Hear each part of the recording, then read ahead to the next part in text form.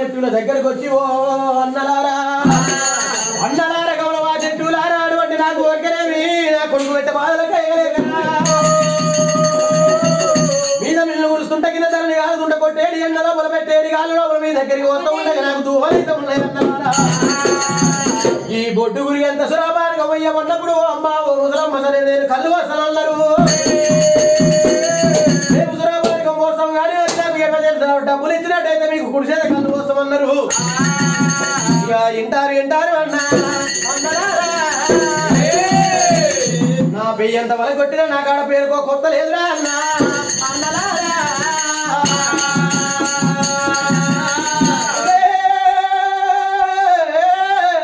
ముసలిదానా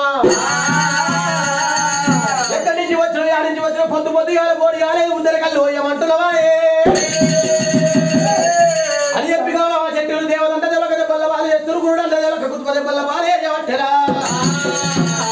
ఎన్నడికైనా ఎల్లమ్మ యంత్రం తెలవ మల్లయ్య మంత్రం తెలవ దేవదంట తెలక ఈ గౌరవ చెట్టులు దీని కోరికర్రలు తీసి మెడల మీద పెట్టి మరి ఎల్లు అంట ఎల్ల కొట్టబట్టి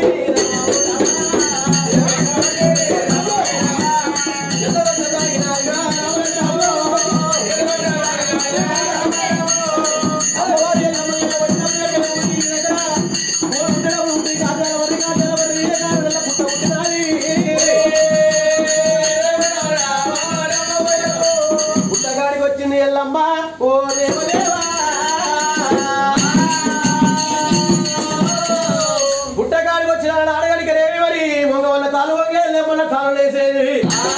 అలనాడు రాయి పాడవలు ఉండేది అక్కడ దేనిక ఎల్లమ్మ మరి గౌరవ చెట్టు ఎల్లమ్మను కొట్టినది కలిగిన చెట్టు పెట్టినది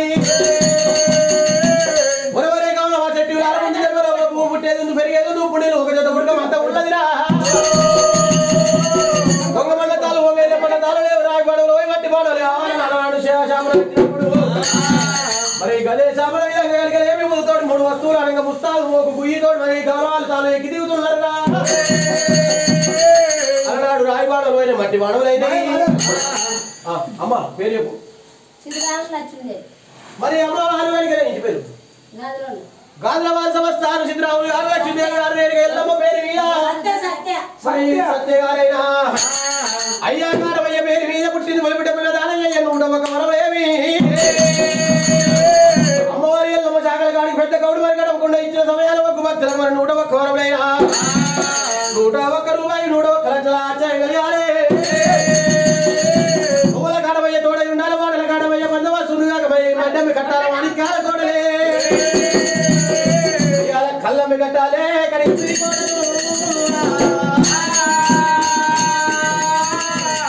తూర్పు వల గంటమయ్యాలి